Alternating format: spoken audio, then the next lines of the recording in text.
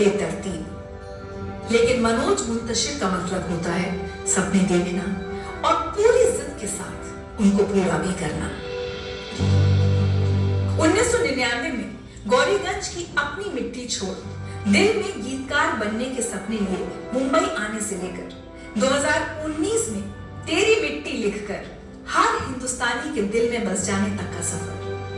मनोज मुंतशिर के जीवन के इस सफर से अगर आपको कुछ सीखना है तो आंखों में बड़े सपने और दिल में उससे भी बड़ा जुनून पालना सीखिए और अपने सपनों को पूरा करने के लिए हर कीमत चुकाने को तैयार रहिए। आसान नहीं होता गौरीगंज के मनोज शुक्ला के लिए मुंबई का मनोज मुंतशिर बन जाना।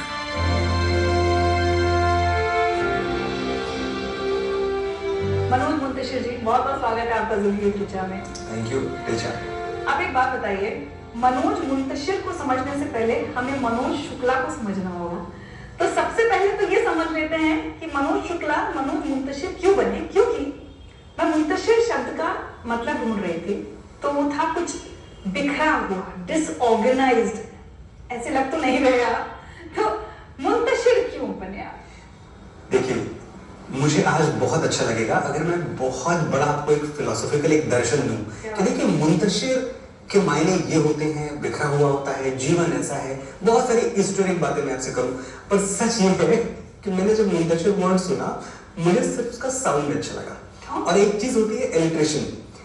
एज ए राइटर हम उसको बहुत ध्यान देते हैं कि अगर हम कोई चीज छैया छैया जैसे लिखते हैं गुलजार साहब, तो वो एक साउंड अगर 2 बार आता है ना और एक रेपुटेशन में आता है तो उसकी एक ब्यूटी है।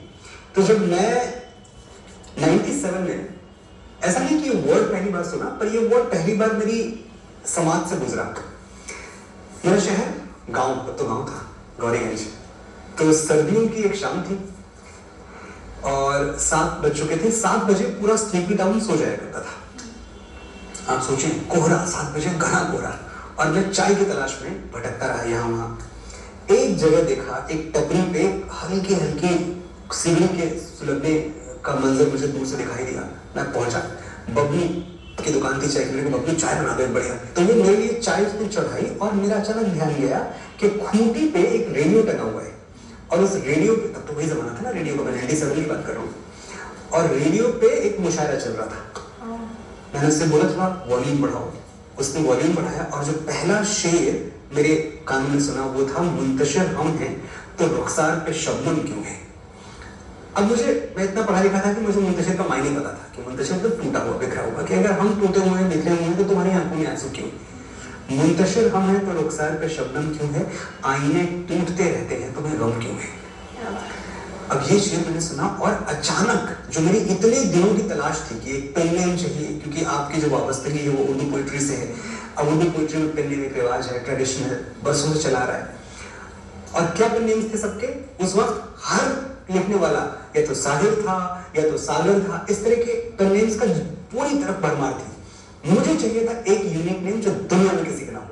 मैंने साथ रख के देखा, Manoj Muntashir. It just sounded good, there was a ring in it. और मैं उसी वक्त मुंतशिर हो गया। ये कहानी मुंतशिर बनने की। और उस समय भी आपकी उम्र 21 साल, 21-22 साल, 21 साल के हो गया। अब शुक्ला जी को घर जाकर बताना है कि मनोज शुक्ला नहीं, मनोज मुंतशिर को भी गौरीगंज का लड़का। आई एम श्योर वो इजी नहीं रहा होगा। मेरे पापा जो हैं भोले भाले एक फार्मर हैं। उनकी 2 पहचान है। एक तरफ तो वो पूजा पाठ करवाते हैं, शादियां वादियां करवाते हैं, ये उनकी आजीविका का साधन हुआ करता था। दूसरा, जब फसल आता, धान की या गेहूं की जब फसल का मौसम होता, तो उस वक्त वो खेती बाड़ी में लगे रहते। तो उनके लिए ना कि बेटा जो है वो पोएट बनना चाहता है, बेटा फिल्मों में गाने लिखना चाहता है, ये सब बड़ी दूर की कौड़ी थी जिसको वो एक्नॉलेज नहीं करते थे कभी। मुझे वो दिन याद है जब कि मैंने आपको कहानी सुनाई कि मैंने रेडियो पे सुना और मनोज मुंतशिर हो गया। मैं घर पहुंचा और उस वक्त मेरे घर का थोड़ा सा तोड़फोड़ का काम चल रहा था। कुछ दीवारें टूट रही थी, कुछ काम चल रहा था।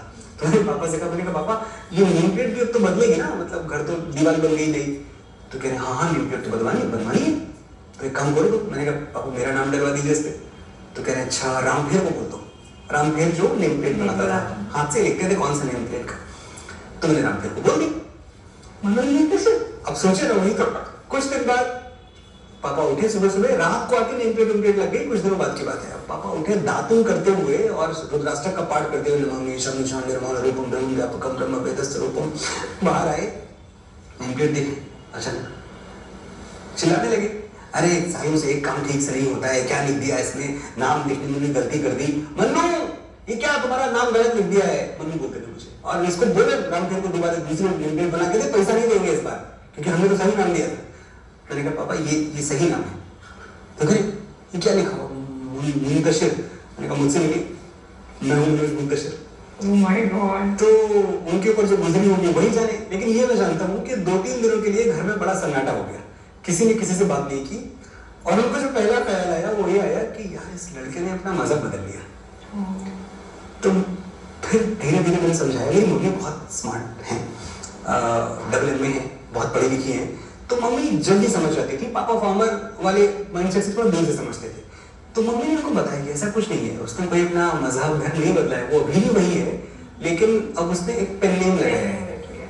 तो खैर धीरे धीरे उन्होंने एक्सेप्ट कर लिया। एक्चुअली होता क्या है ना, हम छोटे शहर के माता पिता में अपनी सोच के अलावा वो लोग क्या कहेंगे, सबसे बड़ा रोग क्या कहेंगे लोग, वो बहुत होता है कि अब मोहल्ले वाले क्या कहेंगे किसने नाम बदल दिया। वो मुझे लगता है उन सवालों का सामना हमें करना पड़ा होगा।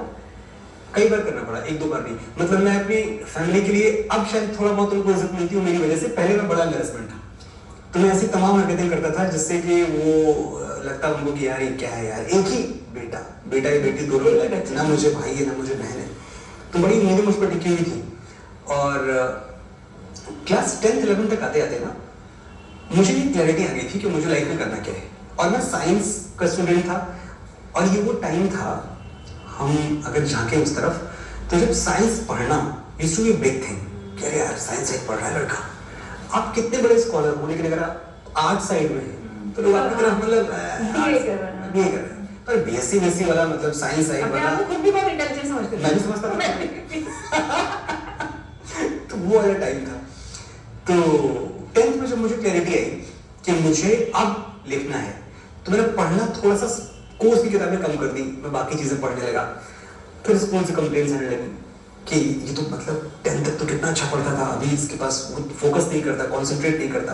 जबकि मैंने 10th से ही बोलना शुरू कर दिया था कि पापा मुझे फिल्मों में जाना है, ये मैं पढ़ के यहाँ बहुत सारा टाइम देके, बहुत सारा वक्त देके मैं क्या करूंगा, ये मेरे काम नहीं है ना प्रैक्टिकली।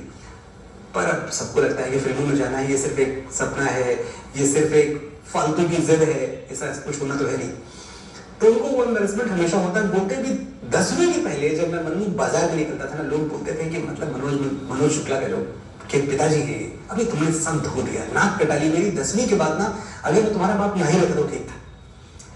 ये वाला मामला होने लगा। हाँ, शुरू हो गया था। और